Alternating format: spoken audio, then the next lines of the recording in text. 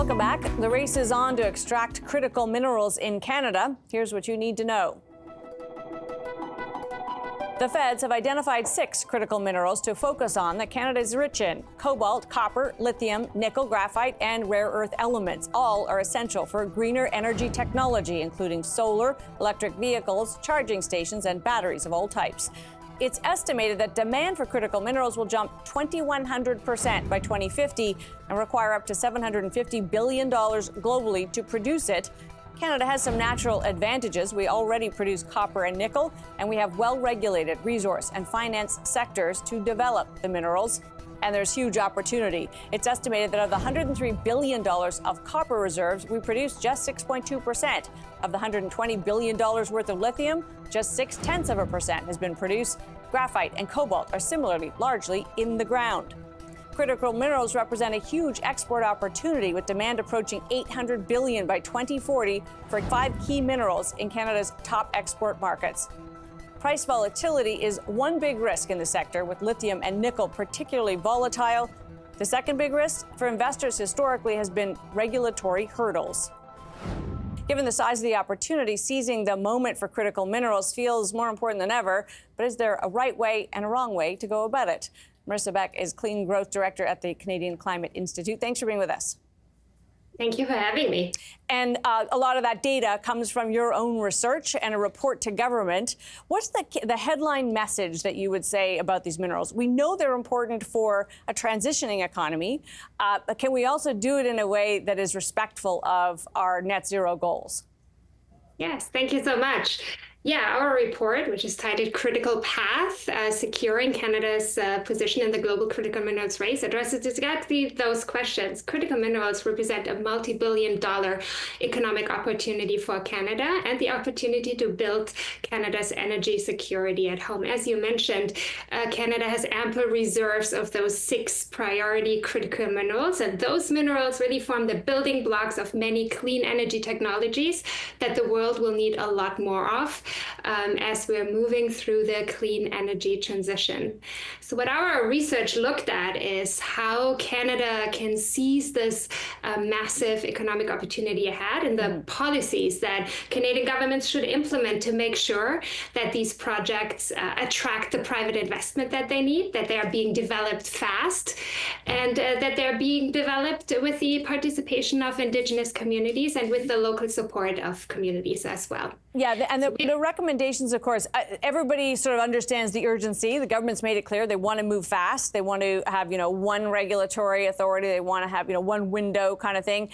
What some of your recommendations are: don't relax your environmental standards. Stay true to those. Don't relax your commitment to Indigenous people. Can we square doing those things with speed? Can we do those things as fast as everybody wants to get them done? Absolutely. I think so. So what we focused on was identifying the different success factors that make a successful critical mineral mining project. And as you mentioned, for example, Indigenous participation and Indigenous consent is a key factor here.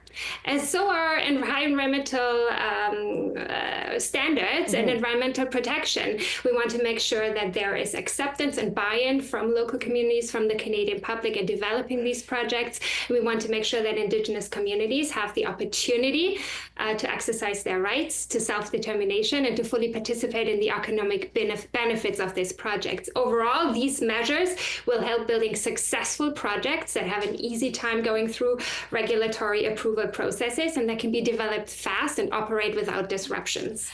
Just briefly here, I mean, obviously the Climate Institute is interested in meeting our net zero goals. This government will also, of course, double down on some more traditional energy sources, not just those focused on new, cleaner technology. Do you think that is a loss to our advancement of greener technologies, that we will still focus on some more traditional resources?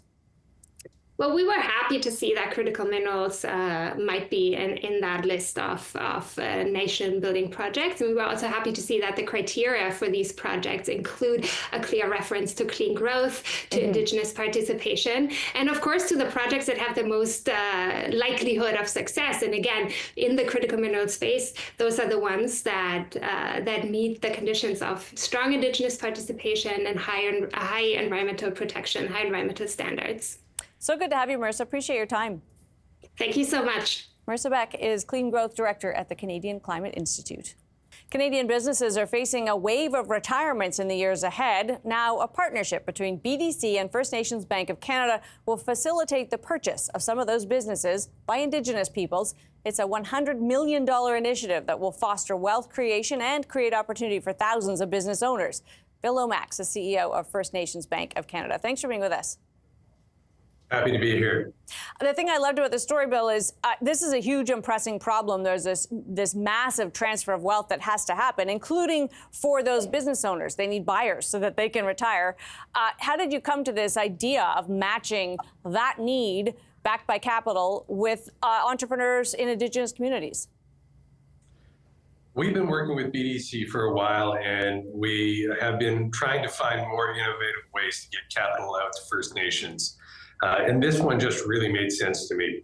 When we see all of these retiring businesses, folks retiring from their businesses, this is a great opportunity for Canadians broadly. But I think First Nations and Inuit and Métis communities have an advantage here. In particular, they have the population to help run these businesses. We have a declining population here of young people in Canada broadly, which we've been supplementing with immigration, and that's fine.